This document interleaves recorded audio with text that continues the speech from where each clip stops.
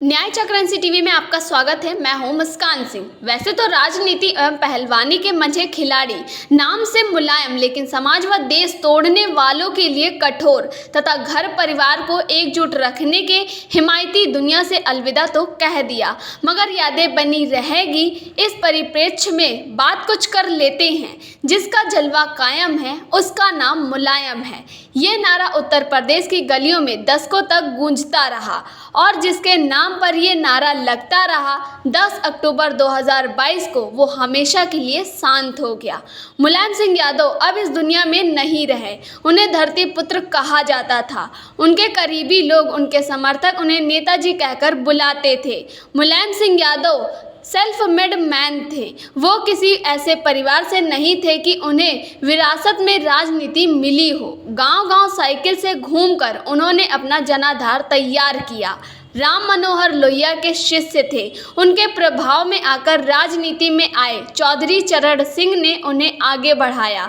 चौधरी चरण सिंह ने बहुत कम उम्र में पहचान लिया था कि इस व्यक्ति में नेतृत्व के गुण हैं, तो उन्होंने अपने सबसे करीबी चौधरी राजेंद्र सिंह, जो उनके सजातीय थे, उनको हटाकर उत्तर प्रदेश का अध्यक्ष बनाया था मुलायम सिंह यादव को। और इसके बाद मुलायम सिंह यादव ने पीछे मुड़कर कभी नहीं देखा। लेकिन मुलायम सिंह यादव की और भी कई बहुत खूबियां थी। आज उनके निधन पर जो संस्कृत है उसमें ऐसा माना जाता है कि व्यक्ति के जाने के बाद उसकी बुराई नहीं करनी चाहिए और जो नहीं है उसकी आलोचना का कोई औचित्य बनता ही नहीं है। कम से कम इस अवसर पर बिल्कुल नहीं, हर व्यक्ति में अच्छाई और बुराई दोनों ही होती हैं। आप कैसे उसे देखते हैं, आप कहां पर खड़े होकर उसे देख रहे हैं, इससे तय होता है कि आप उसमें अच्छाई ज़्यादा देख रहे हैं या फिर बुराई। मुलायम सिंह में जो ज़्यादा गुण रहे उनकी बात कही जाए तो मुलायम सिंह यादव का जो सबसे बड़ा गुण था, इंटरपर्सनल कम्युनिकेशन, परस्पर संवाद। किसी और क्षेत्रीय नेता में ऐसा नहीं था। लालू प्रसाद यादव भले ही उनसे ज़्यादा समय तक सत्ता में रहें, भले ही आज जितना बड़ा कद लालू यादव का और उनकी पार्टी का कद बिहार में है, मुलायम सिंह यादव और उनकी पार्टी का उत्तर प्रदेश में ना रह गया हो। भले ही जब उन्होंने अपनी पार्टी 1992 में बनाई और एक बार ही पूर्ण बहुमत 2012 में मिला हो, इसके अलावा वो कभी पूर्ण बहुमत हासिल नहीं कर सके। भले ही उनकी सरकार कभी अपना कार्यालय पूरा ना कर पाई हो, लेकिन मुलायम सिंह यादव और लालू यादव में एक बड़ा बुनियादी फ़र्क जो है कि दोनों जातिवाद की राजनीति करते थे और संप्रदायवाद भी। यादव और मुस्लिम कॉम्बिनेशन दोनों का दार था, लेकिन मुलायम सिंह यादव व्यक्तिगत रूप से जातिवादी नहीं थे। अपनी जाति को बढ़ाना एक चीज़ होती है और वो हर नेता करता है। कम या ज़्यादा मात्रा में वो किसी भी दल को क्षेत्रीय, राष्ट्रीय, लेकिन मुलायम सिंह निजी व्यवहार में कभी जातिवादी नहीं थे। इसीलिए उनकी बातचीत, उनका संवाद किसी वर्ग से टूटी नहीं, कभी खत्म नहीं हुई, चाहे उनका राजनीतिक समर्थक हो या उनका ध्रुवी विरोधी हो। अयोध्या आंदोलन को ताकत देने में उनकी बड़ी भूमिका थी। ये सुन करके आपको आश्चर्य होगा, हो सकता है आप सहमत भी ना हो। अगर अयोध्या आंदोलन को इतनी निर्दयता से दमन ना किया होता मुलायम सिंह यादव ने, तो उस आंदोलन की इतनी बड़ी स्वीकारोक्ति ना बनी होती। शायद जो उन्होंने गोली चलवाई 1990 में, उन्होंने एक आधार तैयार कर दिया जो 1992 में हुआ। कार सेवकों पर गोली चलवाकर उन्होंने अपना वोट बैंक तो मजबूत किया ही, उन्होंने भारतीय जनता पार्टी का भी वोट बैंक मजबूत कर दिया। ये बात अलग है कि ऐसा ना हुआ होता तो क्या होता, ये प्रेडिक्ट करना मुश्किल है। लेकिन अक्टूबर 1990 में मुलायम सिंह ने निहत्थे कार सेवकों पर गोली न चलवाई होती, इस आंदोलन का निर्दयता पूर्वक दमन ना किया होता, तो 1991 में भाजपा की पूर्ण बहुमत की सरकार ना बन पाती। तो उसमें योगदान मुलायम सिंह का भी था। संघ के नेताओं से उनकी अंतिम बातचीत विश्व हिंदू परिषद के सबसे बड़े नेता अशोक सिंघल और अन्य के साथ 2017 विधानसभा चुनाव से पहले हुई। इसके अलावा वो अपनी बड़ी विरासत पीछे छोड़कर गए हैं, जिसमें गैर सवर्ण नेताओं को ग्रूम किया, पिछड़ा वर्ग के अलग अलग जातियों के नेताओं को आगे बढ़ाया, यादव नेताओं को भी बढ़ाया।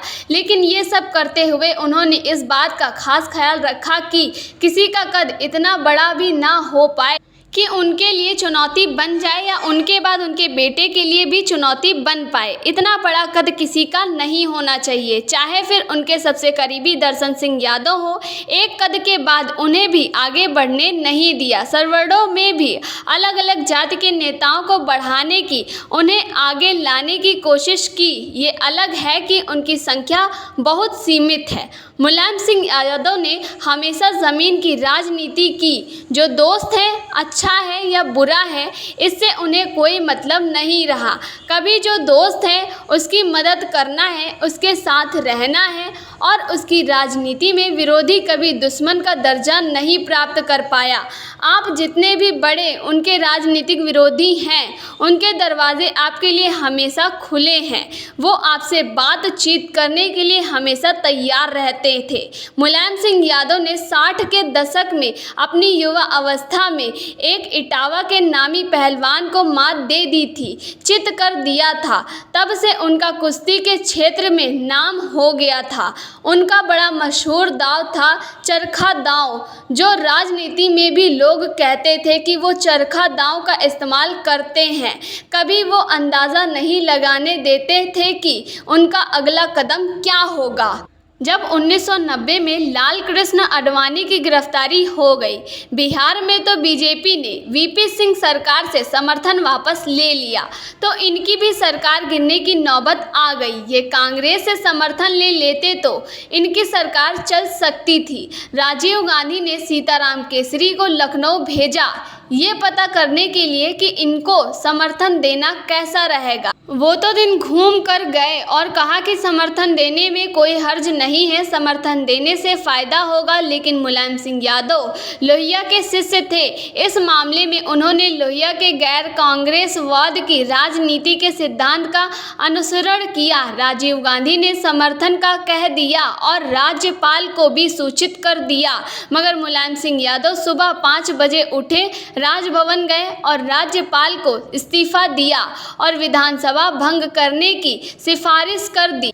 कांग्रेस के समर्थन से सरकार नहीं चलाई तो ये मुलायम सिंह यादव थे। दूसरा उदाहरण है 1999 में, जब सोनिया गांधी 272 सांसदों का समर्थन पत्र लेकर राष्ट्रपति भवन गई और इधर मुलायम सिंह यादव ने आडवाणी से ये वचन लिया कि आप सरकार बनाने का प्रयास नहीं करेंगे और मध्यावधि चुनाव करवाएंगे। जब सोनिया गांधी प्रेस कॉन्फ्रेंस कर रही थी, मुलायम सिंह ने बयान दे दिया कि हम उनके साथ नहीं हैं। मुलायम सिंह ने ही सोनिया गांधी के प्रधानमंत्री बनने के स्वप्न को सर्वप्रथम तोड़ा, लेकिन उनकी इस भीष्म प्रतिज्ञा को उनके ही बेटे ने ही तोड़ दिया। जिन मुलायम का जलवा कायम था, उसे कोई और खत्म नहीं कर पाया, उनके विरोधी नहीं खत्म कर पाए, उनके बेटे ने ही खत्म कर दिया। 2017 के विधानसभा चुनाव में अखिलेश यादव ने गठबंधन किया कांग्रेस की पार्टी के साथ। मुलायम सिंह यादव इसके खिलाफ थे। उनका कहना था इसका नुकसान होगा, और हुआ, लेकिन अखिलेश यादव को वो बात समझ में नहीं आई।